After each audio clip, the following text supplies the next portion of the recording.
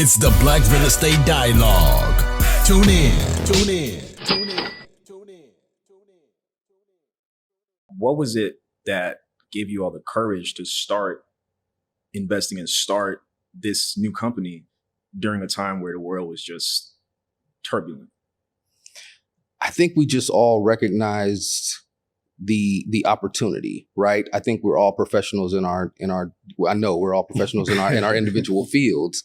And I think just understanding that a lot of people did a lot of great things in the time of bad things happening, right? More recently, the kind of the 2008 collapse and things like that, right? So understanding that when things go bad like that, it's not an opportunity to just like run and tuck your tail, but it's actually an opportunity for you to make moves, right? Make changes. And if you can really think about it and come out of it on the other side saying that we did something positive, then that's where our mindset was, that this is an opportunity for growth. Like there's things out there, availability out there for us to make these changes and also bring other people along with us, right? I think one of the biggest things is that we wanted to make sure that we educated and brought people along in the way and just gave them the knowledge that we had, right? So what better way to do it? Group economics, right? And that's kind of how we decided to move forward with that. Definitely. And it's interesting because, something I try to tell people too is like, when people are scared, so right now interest rates are sky high, right? Mm-hmm. But do you think, y'all are investors, of course, like I'm sure y'all are not backing down, like y'all are still looking for opportunities, especially there's blood in the streets, right? So harder.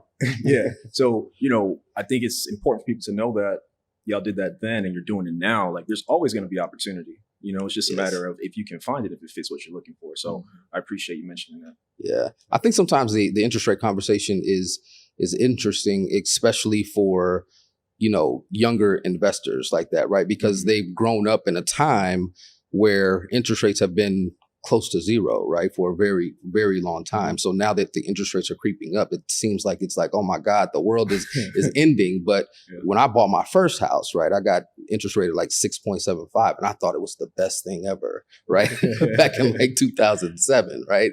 So it was right before the crash then. So I think it's all relative to what you've experienced. And if you understand the history of it, then you understand that this is still a really good time to be doing things, even though the interest rates have crept up in ways that, may seem, astronomical for some. Others are still like, no, there's opportunity here. Mm-hmm. And you just have to make sure you understand, what's available. Proper planning is, I think, is the biggest thing that we find success in. Yes, the interest rates are going up, whether it be on residential or in commercial lending, but we spend a lot of time scrubbing deals, Dennis especially, going through all of the bits and pieces, where the cash flow is, how we can increase rents, how we can do et cetera, to offset the increase of rates. And I think because of the proper planning, we're continuously able to succeed. Definitely. And that gets into the next thing I want to talk about. So, a lot of people, 1 to 4 units is kind of straightforward. You might get your FHA loan or NACRA or whatever program you use, and y'all are doing like the big deals, syndications. And it's something that goes over a lot of people's heads. Like I know a lot of our listeners, it's something they're interested in, but it just feels like kind of out of reach. So can you break down just what a syndication is at a fundamental level? Sure. Syndication at a fundamental level is a group of investors getting together, pooling their money together to buy a larger asset that they wouldn't have been able to buy alone, right? So it's the piece of in bringing that money together, investing that money in a larger asset, taking said asset, and then paying distributions to the investors at a certain amount, right? In the way in which ours is set up, there's general partners and limited partners, right? We're the general partners, our investors are limited partners, and quarterly, our limited partners get a distribution.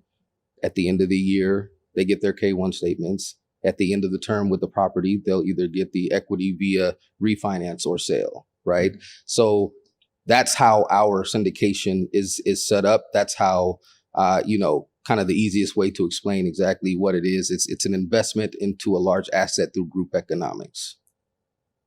Can I chime in real quick? Yeah, just to piggyback on that, I think for us, large scale, syndication is just a foreign word, but we see it all the time. The crypto.com or Staples Center is a syndication.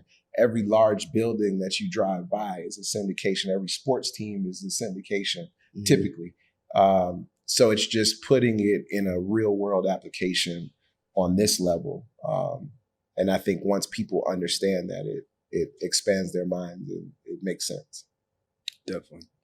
And Dennis, I know you're looking at a lot of the deals. So, again, 1 to 4 unit is kind of straightforward what you're looking at. You're looking at your mortgage expenses, rent, whatever. What are the factors you're considering when you're evaluating if one of these, 80, 100 unit buildings is a good deal? The process of identifying an asset 1 to 4 unit is no different than 50 to 100 units, right? It's just a larger building, but the financial mechanics are the same, right? We are looking at Class C type buildings, right? We're looking at blue collar type residents, right? We're looking at those tenant profile that is looking for a habitable place to live, a safe place to live, responsible landlords that are addressing their needs within a 24-hour window. We have targeted the southern states of the United States, rather the southern region, because we're finding significant cash flow in that part of the country, right? We're looking for 7 cap deals, right? We're looking for double-digit cash-on-cash returns.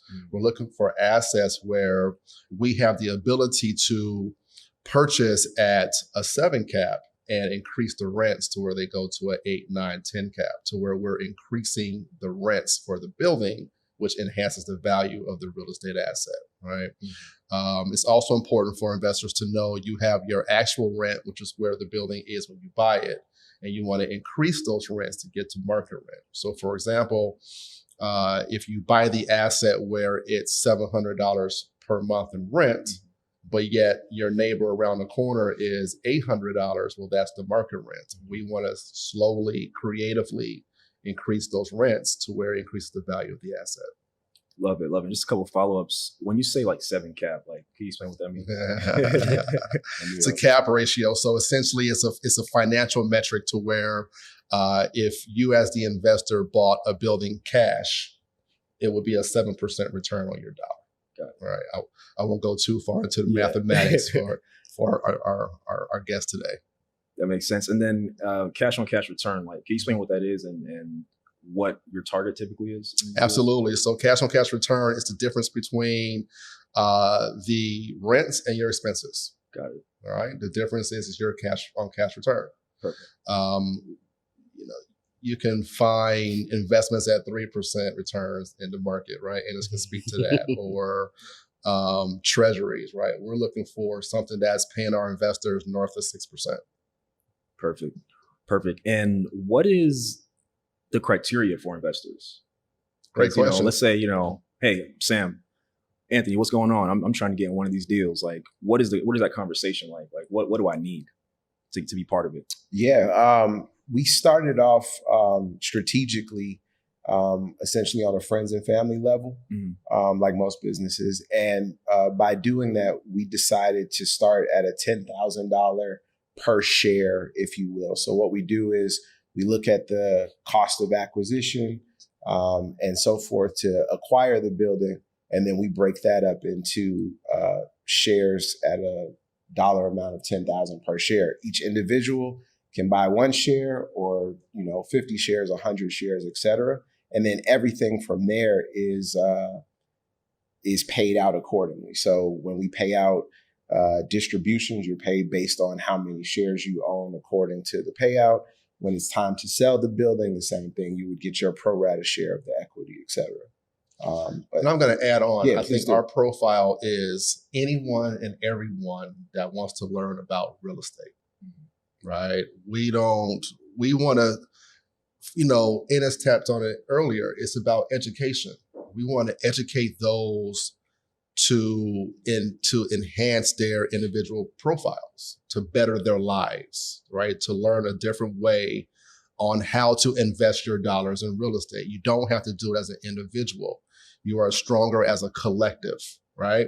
So anyone and everyone who wants to know and learn more about real estate is someone who the Halterra Group is interested in talking to. What's up, y'all? Sam here from the Black Real Estate Dialogue podcast. Thank you so much for watching another episode. Definitely take a moment to subscribe. Make sure you like this video. Also, visit our website, blackrealestatedialogue.com, and follow on Instagram @Black Real Estate Dialogue. Talk to you soon.